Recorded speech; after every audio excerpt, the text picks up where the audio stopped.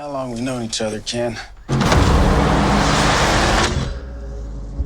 I ever break a promise to you? I will put you in the driver's seat at Le Mans. You just shut your mouth and let me do my thing. All right. Come here. Morning, Shelby. Morning, Molly. I'm yours. I'll go to hell.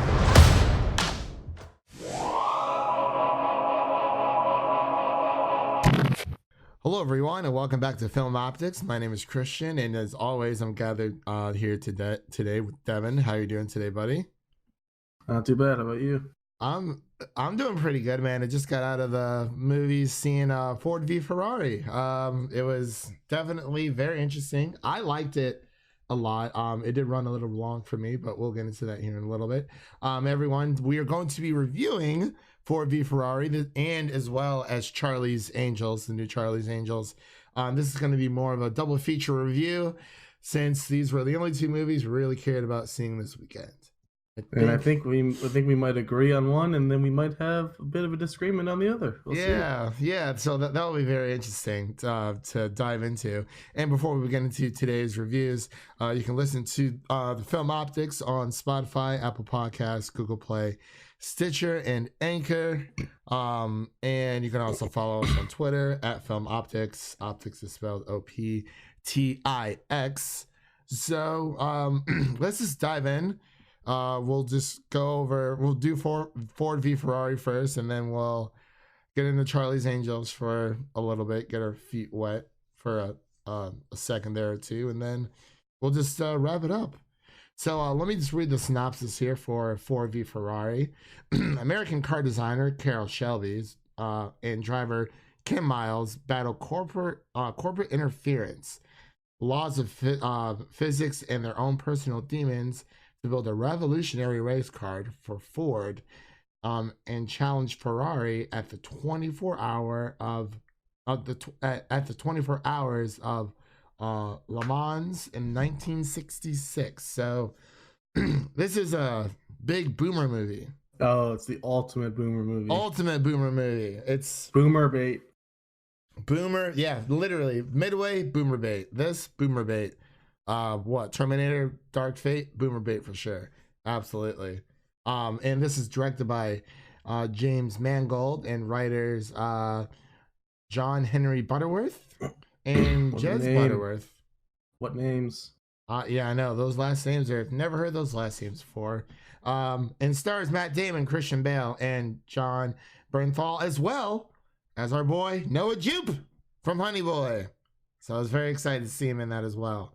AMC's getting that next week, apparently. Oh, are they really? I'll definitely have to. Yeah, we'll definitely have to review that because I want to see it again. So I guess Devin, he was also in A Quiet Place as well. Yeah. Oh, that's right. He was. Wow. This is a great year for Noah Jupe. Kid actors are really booming. To pile up the roles. They're booming, man. It's crazy. They're out there. They're taking care of business. Same thing with what's his name from Good Boys? He was in Dr. Sleep as well. Jake, I forgot his name. Jacob Tremblay. Jacob Tremblay. There we go. Jacob Tremblay. So let's just dive right in. So what were your initial thoughts about Ford v Ferrari when you saw the trailer? It feels like I saw the trailer like a long time ago. It feels like they've been like pushing it for a while now. I don't know when it actually released, but there were also like 3 or 4 different trailers too, which was kind of weird. They all had different like feels to them. They all felt like they were different genres. Yeah, and given how long this movie was, it's 2 hours and 30 minutes. They probably kind of just took little snippets from each hour, each 30-minute mark. It's like, okay, we're gonna make this trailer, this trailer, this trailer. But I do agree with you there. It does feel like this. It feels like this movie came out a while ago, and that kind of like, not it didn't concern me, but I just like I knew it was coming up, and I was like, is it out in theaters yet, or is it just kind of just not? But it snuck up on us this weekend, so really glad I actually went to go see it. I was looking to see something a little different. It was either that and binging on some Disney Plus, but I wanted to go to the movies and check out both Ford v Ferrari and Charlie's Angels. But yeah, so what were your initial thoughts after you like walked out of the theater? Well, the first thing I texted you was that I said I felt like the longest movie I've ever seen, just because the pacing was very slow, wasn't it? It felt like I was in that chair for 5 hours. It really did. It was really weird. For a second there, I thought I was gonna doze off, and I was like, I definitely dozed off a couple times in the middle. that middle section was just, it was so. It was rough. Yeah. Yeah. It really was. Yeah. And I didn't want to look at my watch at all because I knew it was 2 hours and 30 minutes. I'm like, if I keep looking at my watch, it's just gonna go by slower. But I really like, the world building and everything. Like it was a very nice grounded story. That's what I really appreciated about it. I really think that in the beginning, the world building was really well done, and it felt like it was important. Yeah. But then in the middle, they just kept building and kept building. And I was like, okay, come on. It's like, all right, let's get up, to where is this movie going? And I thought that more tragic things were going to happen in the movie. And even the ones that did, they just didn't play it emotionally well. They didn't play it for emotion. Yeah. And I think what I really enjoyed was the relationship between Matt Damon and Christian Bale. Yeah, the acting all around was just really good. Yeah. I think Christian Bale especially was amazing. It was kind of weird seeing him be someone that charismatic. He's usually kind of either a brooding guy or kind of not as energetic and charismatic. Yeah. He's usually more evil. Yeah. Or Batman. Yeah. Well, Batman's kind of evil. Not really, but I think he did really well in his role. You could definitely. What kind of accent was that? I believe what's the term for that? So Christian Bale, he's from Wales, but I don't know if he was doing an actual like a British accent or if it was like more of an Irish accent. I know his wife was doing more of like an Irish accent because Noah Jupe, he is from the UK as well.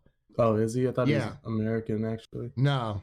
Yeah, I'm telling you, man, like these Brits, I swear, it's so easy for them to fall into our accent, but it's so hard for us to fall into theirs. Yeah, Naomi Scott as well. Yeah, definitely. But yeah, so I want to say I can't really remember. Like, and I don't want to be incorrect, but if anyone knows, let us know.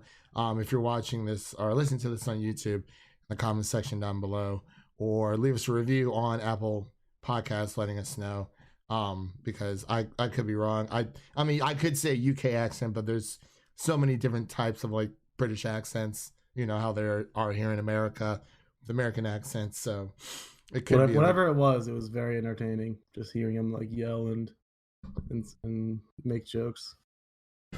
Yeah, I definitely agree. It was there should have been like a bloody hell counter on the screen. The amount of times he said bloody hell. Oh my gosh. Actually, if you watch Harry Potter and the Goblet of Fire, I think Ron Weasley says bloody hell like at least 10 to 15 times throughout the entire movie. I did it count of it once. Yeah. But yeah, he definitely says it a lot. But I think that's more of like a curse word, over there across the pond. But man, I'm trying to think what else. So I guess the villains in this movie were actually played up pretty well. You got the sleazy guy who works underneath Henry Ford II, who's trying to control everything, and their main goal is to beat Ferrari, which Italia, they beat them, but I feel like there was definitely more of an inner turmoil. I feel like that was more of a villainous aspect versus Ferrari, because it's like, okay, yeah, we all know Ford beats Ferrari, but it was more of the inner turmoil that I was kind of drawn to within Shelby's his company, and then Ford going back and forth and it felt like they went back and forth just too many times. Like multiple times they went back and forth on who the driver is, multiple times they went back and forth on other stuff. It just like kept happening. Yeah, it got repetitive. Yeah, it really did. Not gonna lie, I thought the guy who played Henry Ford was Paul Giamatti in a fat suit. Okay, no, that's Tracy Letts. I'm sorry. That was my fault. Everyone, I'm terribly, terribly sorry. Getting over Henry a Ford cold. II, aka Yes, Deuces. I thought that was cool that Jesus. that's what they called him. Yeah. And I do apologize for my voice. I'm getting over a cold, so you know the winds are changing for me over here. So I might take a few pauses in between, edit it up and be on our way. So I guess let's just start. What else did you like about the movie besides, I know we talked more about, the relationship between Matt Damon and Christian Bale, but anything else really stick out to you? I thought the racing scenes were really effective. Yeah. It's really hard to come up with ideas to make racing scenes interesting because they've all been done so many times. So it's hard to keep it fresh, but I think they did a good job of that. Yeah, it kind of reminded me of in the Phantom Menace for Star Wars when they're when Anakin's doing his pod racing. They really made you feel like you were a part of the experience, and I feel like that's really hard to do with racing movies, and them explaining it, but then putting you behind the wheel, especially with the scene with Carroll Shelby takes Henry Ford, aka Deuces, out for a spin, and then, and the $9 million car that he spent money on to beat Ferrari, and he's taking him around for a spin, and he's excited, he's scared, and he's like proud all at the same time. That part, the boomers could not stop laughing in the theater. Yeah, I totally agree. Same here. That's one of the biggest gripes I have, because that would have been really funny if they didn't show it in the trailer. Yeah, one of the trailers. And and then same thing with the scene where they're fighting in the outside. And the wife comes up with the chair. That would have been really funny if I didn't know exactly what was going to happen. Yeah, they showed it in the trailer. I agree. As soon as Henry Ford is in the car, I was like, wait, man, I've seen this before. Yeah, I'm like, is this the same movie? And then they showed the two best parts and the two funniest parts in the trailer. Yeah, I totally agree with you there, man. It's insane, because I swear I thought that was a different movie. I was like, that's not something else that I've seen. I'm like, oh, that was this movie, and I'm like, oh yeah, that was a different trailer. But the boomers were booming on that one. They really were. I mean, they literally, like, my entire theater was packed. I don't know why. Yeah, I can't remember the last time the theater that I was in was that packed. Honestly, it was pretty packed for me when I went to go see Harriet, which was not that good. It was elbow to elbow with me. It was crazy. Yeah, older people like to talk a lot in the movies, and that definitely happened in my theater. But I mean, they had a kick out of it. They absolutely loved it.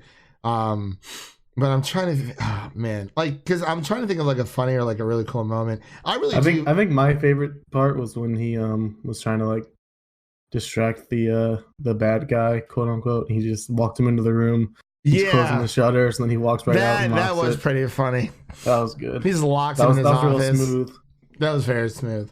He played a really good, I guess you could say antagonist. Because I really just did not like him at all. I was like, yeah.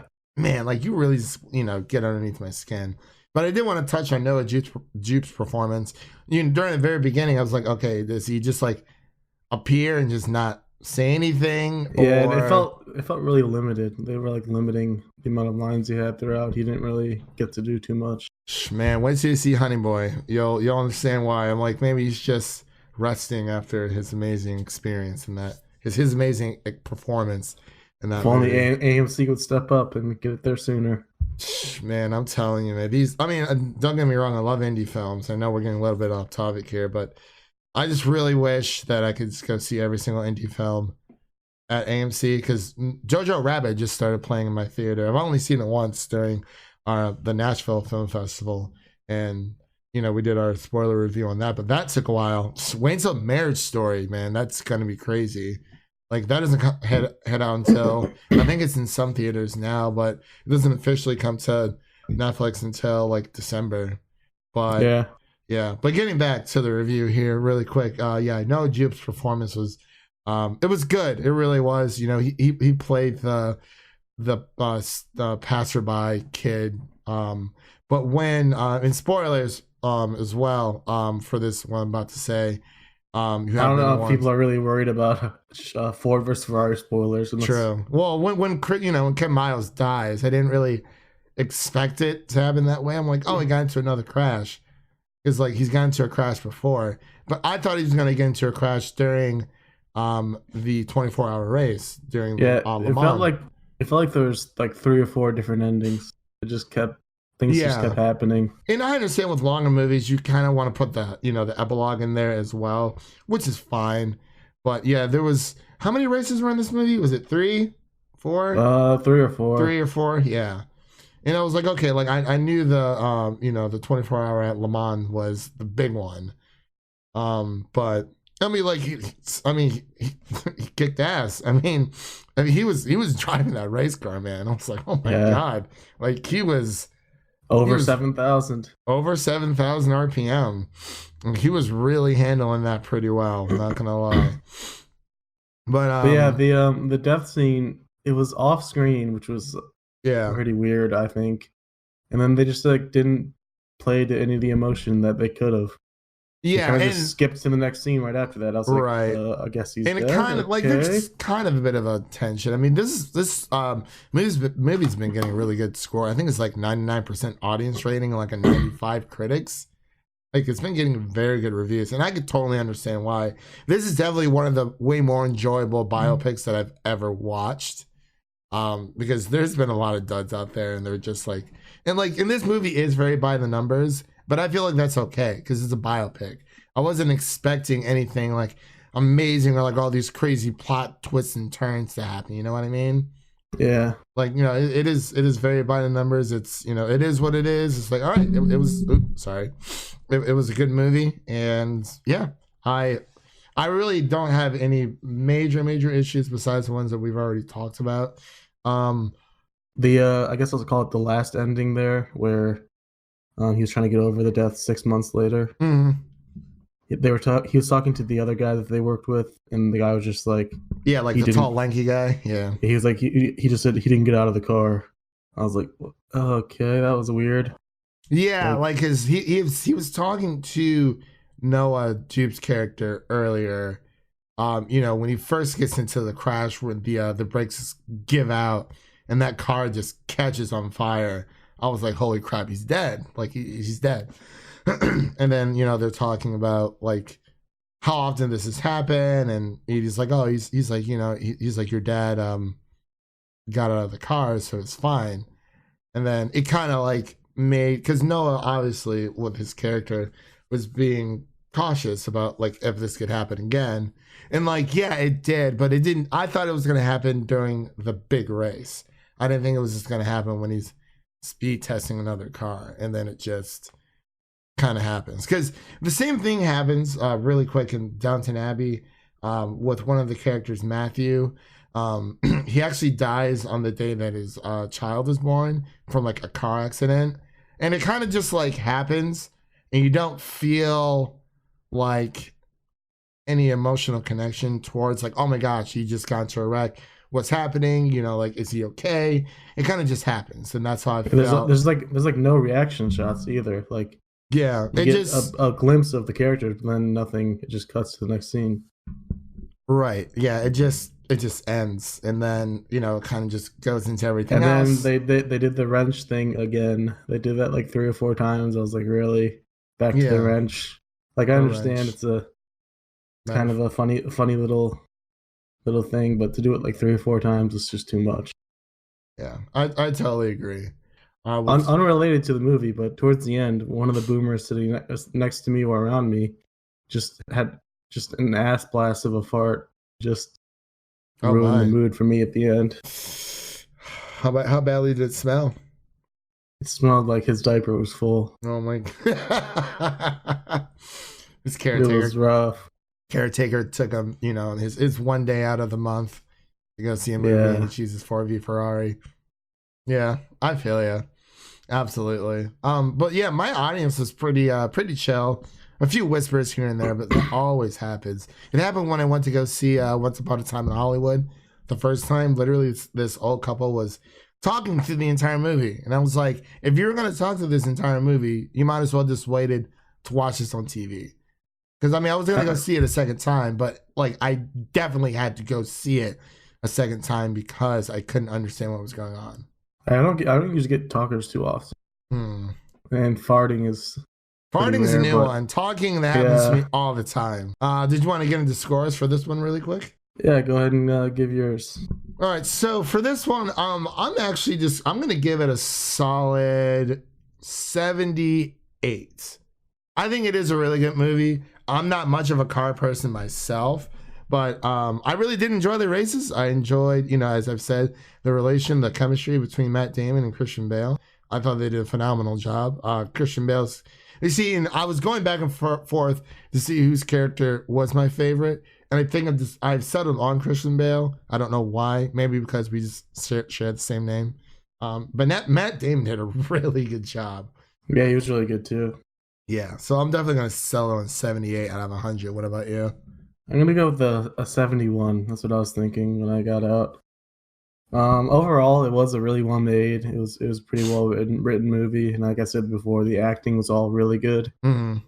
But the pacing and just the length overall kind of just felt like I was just sitting there forever. And then I really didn't like the ending. Like, I know there's only so much you can do for true stories about the ending, but they didn't really sell it as well as they could have. Yeah, and I'm not sure how factual accurate this is. I'm assuming it is, given the reactions between the audience and the critics, unlike Bohemian Rhapsody, because they had to change a bunch of stuff around just to make it interesting. But if everything is as factual as it can be, and this is an indie movie, which is really good. It's not one of those big blockbusters, but yeah, it was a good time. Will I see it again? Probably not. If it's on TV or something, or if it comes on like a streaming service, yeah, I watch it again then. But I wouldn't go out watch it on Father's Day. Oh, definitely a dad movie. It definitely is a dad. Wow, man, killing it today. Definitely is a dad movie. Absolutely. It's gonna pop up on TNT or FX one day. Yeah, and Dad's just gonna be sitting there watching it. Right. I was gonna say ABC, but ABC is no more. It's Freeform. So, or FXX. It's another one out there for you. That one exists too. Forgot about that one, man. Or maybe TV Land. Definitely see this as a TV. No, not really. Maybe in like 50 years. But I guess let's just hop back into our Charlie's Angels review. I think women can do anything. Just because they can doesn't mean they should. But I have so many talents. It's like I'm powerful with a little bit of tender. Elijah. I'm just a decoy stud. That's just the way you make me feel. Who steals humanitarian aid money? Outstanding. Angels. All right. So let's Charlie's Angels. It's gonna be brief, like you said, very brief. So let's just I'll just get into synopsis. I was kind of like I had some good hopes because we both like Naomi Scott a lot. Kristen Stewart's pretty solid. The other one's definitely a newbie, but she seemed pretty good. So I was excited, but I think her name is Ella Balinska. Yeah, sounds right. Yeah, but so let's just we're kind of just, this is our first double feature review thing, so let's just get into it. I'll just read the synopsis here really quickly. When a young systems engineer blows the whistle on a dangerous technology, Charlie's Angels are called into action, putting their lives on the line to protect us all. That's it. That's the entire synopsis of this movie. Directed by Elizabeth Banks. Writers Elizabeth Banks' screenplay, and then Eva, I cannot pronounce this last name, Spiliotopoulos. You also didn't get the first name. It's Evan. Evan? Where? Elizabeth? Wait.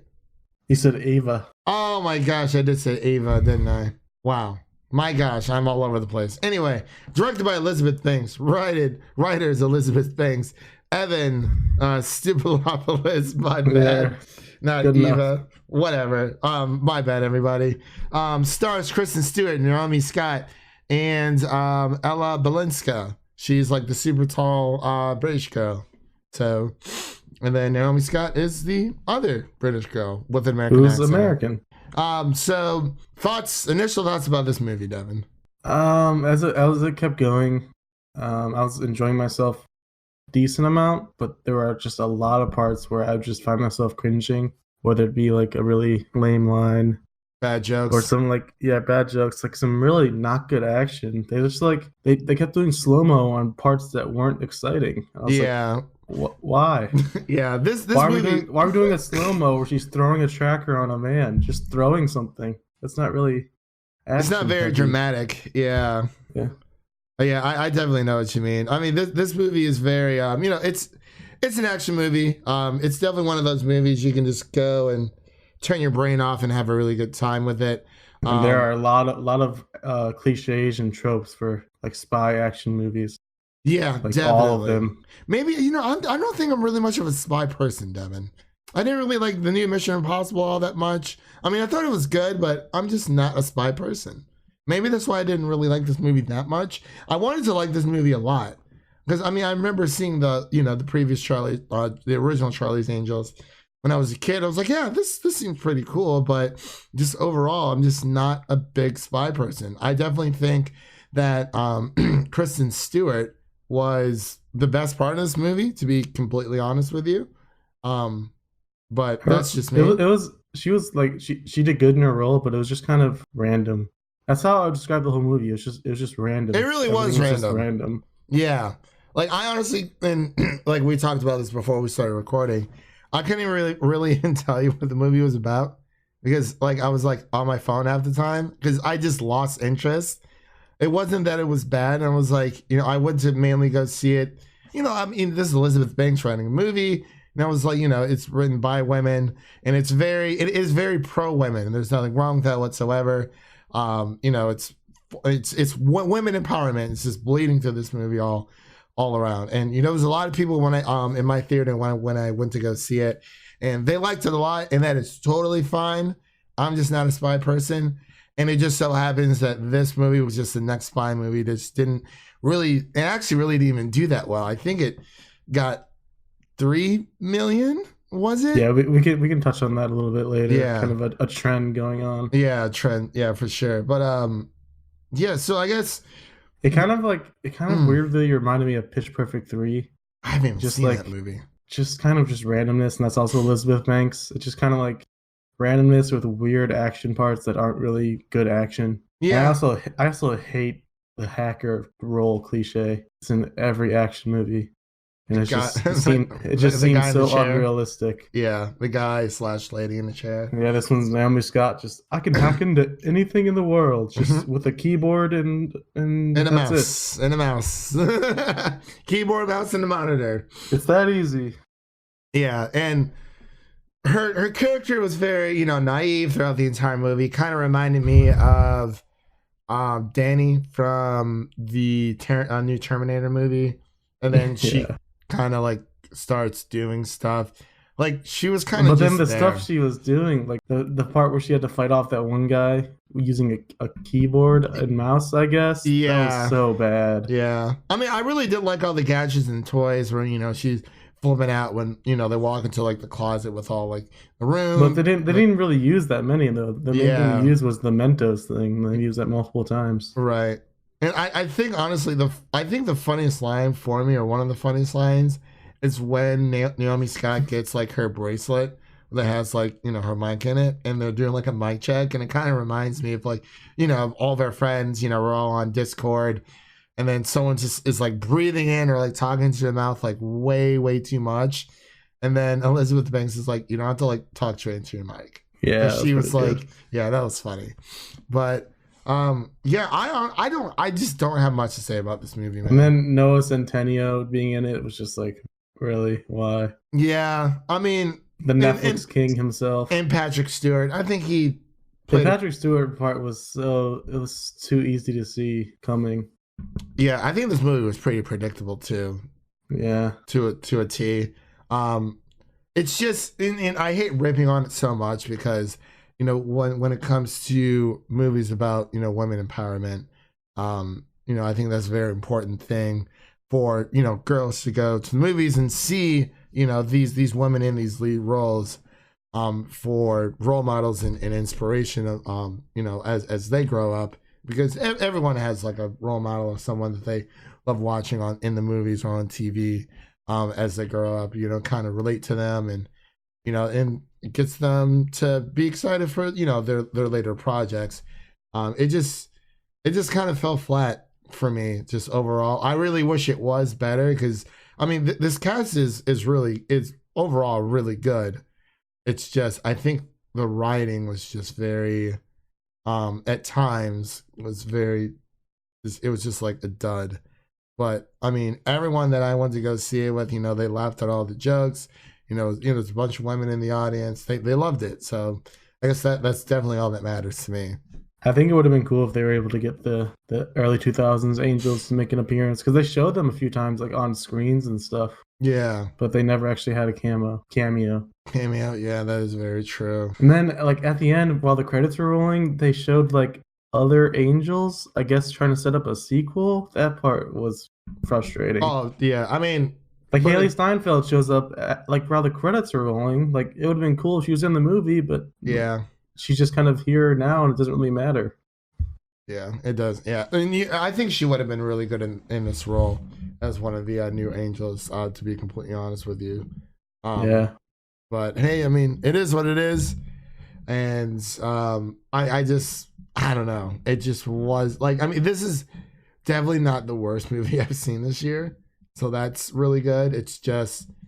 It was random, like you said. I mean, anything else you wanted to touch on, or? I think that's it. All right. So, what would you give it? I also really hated the bad guys, like almost all of them. It's not enjoyable. I agree. I mean, yeah, because even on IMDb, it's like the rating right now is like a 4.4 out of 10. And like, I mean, if they want to set up a sequel, it definitely has to redeem this one. I don't like movies that keep doing that, trying to set up sequels when you don't even have like the series established. Alita did it too. Yeah, like, that is very true. Yeah, it's just you're just so cocky at that point that the movie's gonna pay off. So did Venom, but it's like I think people forget that movies don't necessarily have to be good in order to make bank. Venom was not a good movie in my opinion. I also think it's a little different with post-credit scenes. Yeah, right. But like, I mean, I'm pretty sure they announced them working on a Venom 2 before the movie even came out. Or I might be getting my movies mixed up, but yeah, that definitely is a trend, and I don't like that. And we're like, oh, you know, we have a sequel in the works. It's like, well, slow your roll, bro. You know, we gotta see how this movie does in the theaters especially with how these remakes are doing in the box office, which is the trend I was referring to. Yeah. That's three in a row. Three pretty big properties that kind of are bombing at the box office: Terminator, and Doctor Sleep, and Men in Black, honestly. Yeah, Men in Black tanked as well. Yeah. People are kind of talking with their wallets at this point. They're trying to tell Hollywood that they're tired of the remakes. Yeah. And the reboots. Yeah, the reboots definitely have to stop. And I get that Disney's doing it. I mean, obviously. But I mean, The Lion King just wasn't that good. I think the best live action remake Disney's done so far is Aladdin, and that also has Naomi Scott in it. So if you haven't seen it, it actually is pretty good. I liked it. But yeah, dude, it's this whole, you know, they're trying to bring back like, you know, like the late 80s, early 90s, early 2000s movies. You know, we have Bad Boys 3 coming out in like January, and usually movies in January don't do that well, or just the beginning of the year, first quarter of the year. It's just not a good look. I mean, I don't know how well that movie's going to do. I think they're making Coming to America too, which, I mean, I'll see how it is, which is fine. I'm trying to think if there's any other reboots in the work right now, because it's just not working. And like, you know, we've said this before, like indies is where it's at right now. People want new original stories, not the same rehash stories over and over. It's like, oh, well, you know, let's get people's like, and nostalgia only goes so far, at least for me. I mean, this is really big in the world of gaming as well. Like Nintendo and Sony, especially Nintendo, does it like a lot, but it's like they just keep rolling out that dough. Same thing with Hollywood. It's like people are going to go see this movie, and You know what? Aquaman made like what, $1 billion. That movie was not good at all, in my opinion. It was just not good, and like that kind of just goes back to me saying movies do not need to be good in order to make a in order to be critically acclaimed. And I mean, look at Spider-Verse. You know, like, yeah, they had the teaser of there possibly being like a second Spider-Verse, but you know, it doesn't just like happen like a year or two later. It's also not the main ending. Like this, from this movie, it was kind of like the main ending. Like it just kind of stopped, and then they went into that. Yeah, like if they wanted it to be a trilogy, they should have set it up as one. And or just like if they wanted to be a sequel, they should have. I think the sequel should have been more. It should have been executed better. I'm sorry, I'm trying to find the right words. I actually feel like the cringe counter for me was pretty similar between this and Aquaman. Like just the amount of times I cringed was pretty close, probably. Yeah, not gonna lie. Honestly, I think those are the two movies between these past 2 years. I actually like just took up my phone and was just like messing around with it while the movie was playing, because I just wasn't that interested in it. And you know, the cast can only, you know, the actors can only do so much. Yeah, they all did their jobs. Like all the acting was solid. Yeah, they recited their lines. You know, they went through the script. Like they can only do so much. So it's like, you know, that definitely falls on the writing and the execution from the director as well. So it is what it is, man. I don't know. Did you want to get into scores? Yeah. All right. So, what would you give this bad boy, these Charlie's Angels, out of 100? I'll go with like, it's one of the lower scores we've both probably ever given, but yeah, it just wasn't anything special. It just wasn't that enjoyable. Yeah, I agree. I was actually gonna go with a 40 out of 100 because it just. That might be an all-time low. I think so. Broke a record. Yeah. It just, you know, I'm on my if I'm checking my phone during the movie, and you know, if I'm not thinking about this movie like a week or two I was definitely later, checking my phone too. Yeah. Like, and I'll definitely forget everything about this movie a week from now. Yeah. It's I feel like it's a really good rule of thumb. Like, if you're not thinking about this movie like a week after, then it just didn't really impact you that well. But, you know, great job all around to everyone involved. Yeah, it does suck because I don't know about you, but I was definitely excited going in because I thought... I was too. I was very excited. The fresh new actors that they infused, I thought they could help out. But yeah, especially with Kristen Stewart making a comeback with a lot of the roles that she's in. She also did a YouTube video, actor on actor, with Shia LaBeouf. And like, yeah, that was really good. Watch it yet. Yeah. She's been doing a lot of promo lately. She really has. She's in that new underwater movie that's coming out. I think it's January, unfortunately. Yeah. Well, we'll see. We'll see. Yeah. We'll see. Where movies go to die. Literally, it's like the Sahara Desert. It's man. It's like whenever I see a trailer and then I see at the end coming January, just like coming January, February. Like March, it kind of starts picking back up in April, but it's like those first 2 months, man, it's rough. Yeah, very, very rough. But yeah, I guess that pretty much wraps it up here. Thank you, Devin, for coming on as always, and thank you everyone for listening to our double feature Film Optics review with Ford v Ferrari and Charlie's Angels.